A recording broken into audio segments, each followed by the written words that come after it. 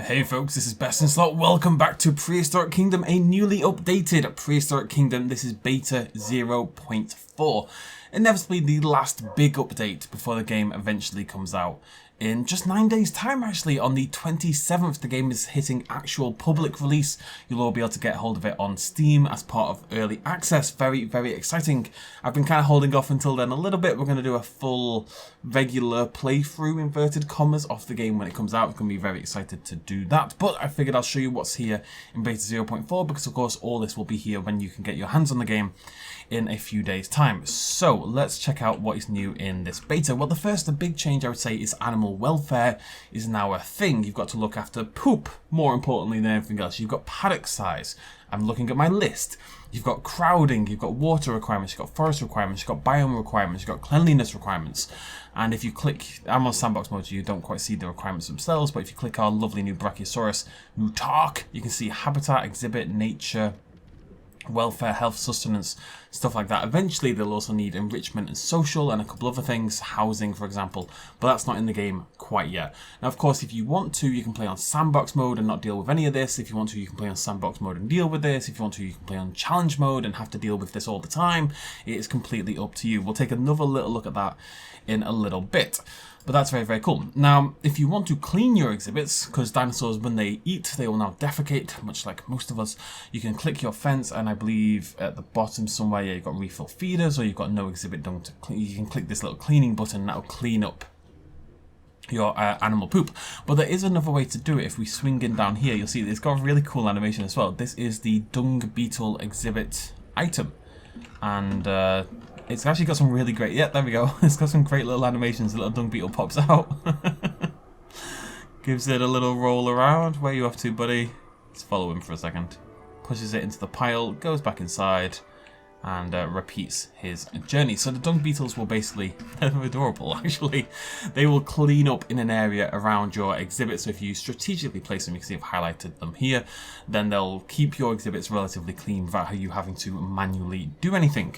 Another facet of this is actually exhibit score as well. So you don't click on the dinosaurs, you click on the exhibit itself. And you can see here you've got the score here on the right hand side. Again, this is more relevant if you're playing on challenge mode. But the score is, you know, how happy are your dinosaurs, how cleanliness is your habitat, what's the visibility like, as you can see, what the dinosaurs themselves are worth, the ecology. You can see there's actually 3 factors to that. It's really cool. So time period, as in, you know, Cretaceous, Jurassic, Triassic, etc. Region, are they from the same region? Are they from the same dig site? And if they're matching on any of those things, you'll get bonus points towards your ecology, which will get you more science points, which means you can unlock more dinosaurs. And that's kind of the progression mechanic in the game, which I really like. And then penalties for dung, carcasses, and if you have the same species multiple times. So, you know, if you've got a Brachiosaurus habitat here and a Brachiosaurus habitat here, people are going to be less excited the second time around. Speaking of Brachiosaurus, Brachiosaurus is brand new. There it is, looking absolutely beautiful. My favourite dinosaur, I think, in the entire game already. We've got a few different skins here. There isn't much in the way of sexual dimorphism for the Brachies, really. I think one of the skins, this striped one, I think it is, has a slight difference between the male and female, and the other two are seemingly identical, but it is absolutely beautiful. It's got these fantastic new sounds, which is another thing that's been added to the game as well. A lot of new Foley effects, a lot of new calls, a lot of new sound effects in general for the dinosaurs, and indeed for the other creatures. Yeah, the Brachie is an absolute stunner. I always love the Brachie, but just being able to sit down and just have this massive, you know, this Jurassic Park-esque, I hate to always compare it to Jurassic Park, but that scale of the creature, that kind of majesty, as it just dominates the screen and just, oh man, it's beautiful.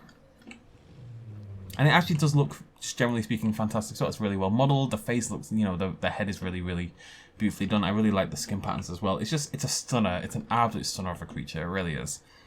And yeah, cannot wait to build with these. It's going to be a very high priority. I mean, look at that thing. Oh, I don't know what it is. It's always the Brachiosaurus to me that hits me. Where's my heart? There. Who knows? It's always the Brachiosaurus that hits me hardest. Out of all the dinosaurs in all the dinosaur games, it's always the Brachie that gets me the most, you know? I'm in love. But that is not the only new dinosaur. We also have an Iguanodon. Also has some more sexual dimorphism going on in terms of the coloration. Again, absolutely fantastic. We've talked about both of these dinosaurs in the past, of course, but I really, really, really like the texture work in particular on the iguanodon, you can see just how varied and interesting the skin texture is. All these different scales, all these different sort of osteodermic-esque areas, all this different stuff going on around the body. We've got these kind of this really interesting spinal formation that goes all the way down to the back, kind of crocodilian almost, the way it comes together down there at the end.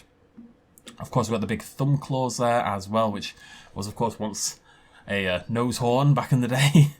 And yeah, just a pretty phenomenal looking dinosaur, really interesting patterns as well, really interesting, really stands out. Really cool animations, like the animations, there's more animations as well. As you mentioned that basically all the creatures in the game have animations return to them, like running animations and socializing animations, calling animations and stuff like that. A lot of those have been added into the game now, so your dinosaurs in general should be just a little bit more interesting to observe. You know, they should seem to do a lot more than they were doing in the past. Let's take a look at some of these other skins. Got this big red head over here. This is our cockerel iguanodon. Cockadon. Yeah, brilliant. I'm very specific that I know I'm in the bottom right hand corner of the screen, so I'm trying to make sure nothing exciting happens there. Absolute beauties, they really are. Yeah. I mean... absolutely beautiful. Right, so that is it for the... So those are the two new dinosaurs. Of course, we also got... No, we didn't get... Where's Thingy? Psittacosaurus. Is Psittacosaurus in the game yet? Am I crazy? Let me just double check that. I can show you the skins anyway. This is a good opportunity. No, so Psittaco is on the way as well. I think Psittaco might be coming with the full release, but don't quote me on that. So we've got Bury in there, and you can see male and female are quite demonstrably different. We've got Coastal, and again, same thing. And we've got Rusted, which is my favourite of the bunch, I think, and that has no dimorphism. It's the same species for all of them, isn't it? Yeah, Burnus sartensis. And then if we go to the Brachy, same kind of deal. I think they're all altithorax, they are, and there isn't any dimorphism there, and there isn't on this one either, I believe. But there is on this final one down here, as you can see. Very subtle, but it is there. Slightly darker on the head for the male. And that's a 5-star dinosaur, and the iguanodon is a 4-star dinosaur, which I think is probably roughly appropriate for them. We have none of that Uteranus nonsense going on here. Now, that is not it. There is a few other new things to check out for sure, though. We have a path replacement feature. It just doesn't sound like a big deal, but it's helpful. Click replace paths over here, and then you grab yourself a lovely wooden path like that, because you're in that kind of mood, and you just click and click and click and click and click and click and click and click and click, and there you go. Bam! Wood everywhere. The dream. In terms of building, we do have some new pillars. We talked about these fairly recently, but they're now in the game, of course. Each style of fence basically has its own pillar, and they're not just cookie cutter texture painted over the top of them. You can see they've got different models a little bit, you know, they're slightly different shapes and stuff like that. This brick one juts out at the side and stuff like that.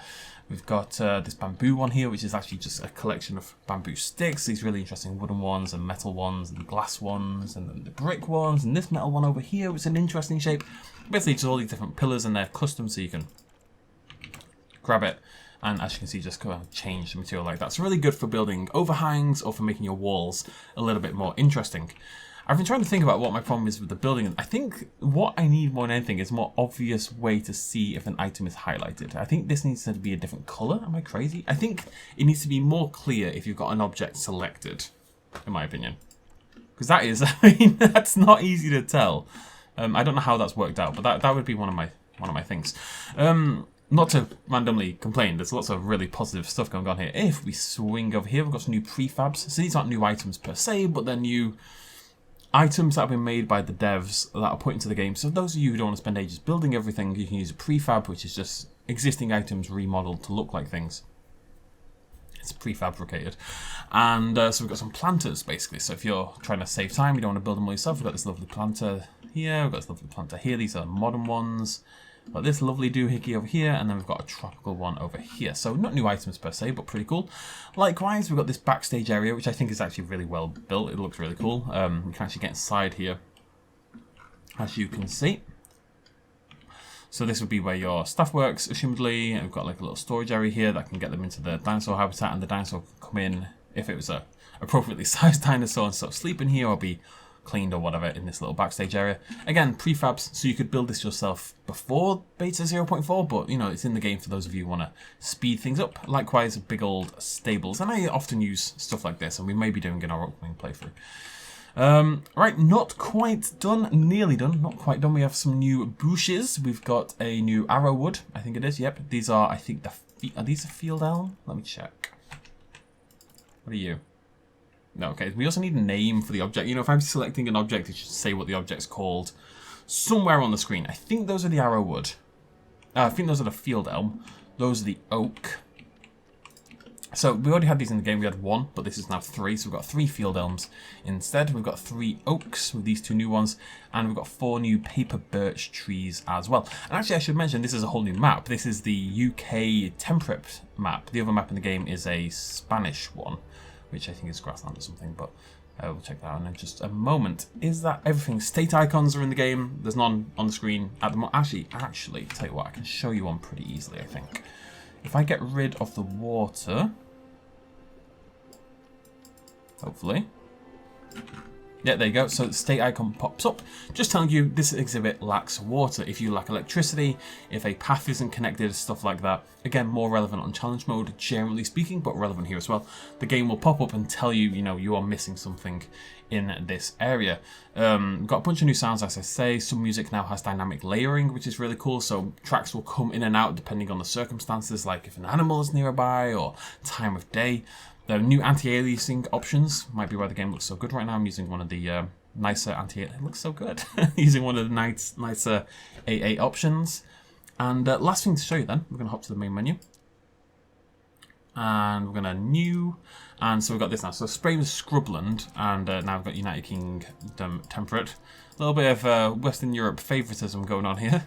We've got challenge mode, and you've got several difficulties for that, which means you get different dinosaurs, as you can see at the start. So less dinosaurs on the higher difficulties, and also less money and less science points, so making life a little bit more difficult.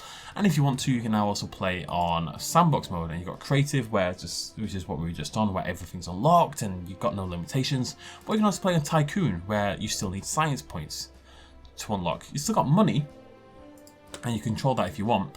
But it's just like, I mean, there are essentially custom settings, but you know, it's there already. So you still have to worry about welfare and stuff like that. The only thing you wouldn't have to worry about, I guess, is your cash, but you'd still have to run a good park. Either way, many, many, many more options out there, so you can really customize the game to be exactly how you want it to be.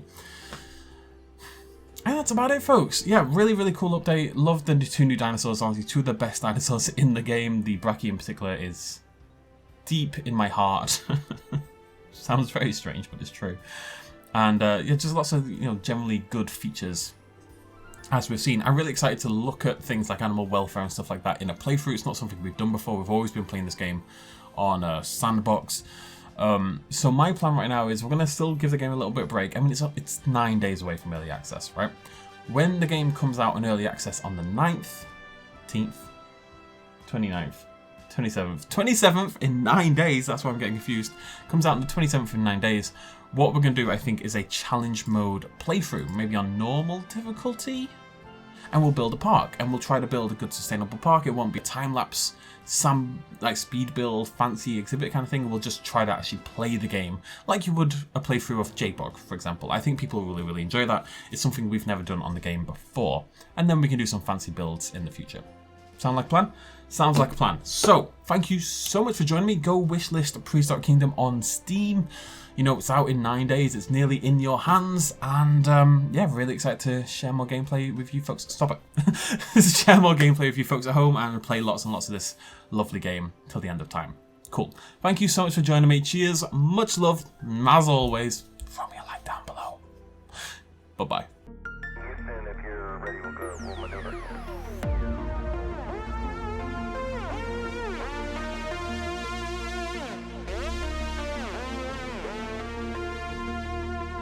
Reaching out.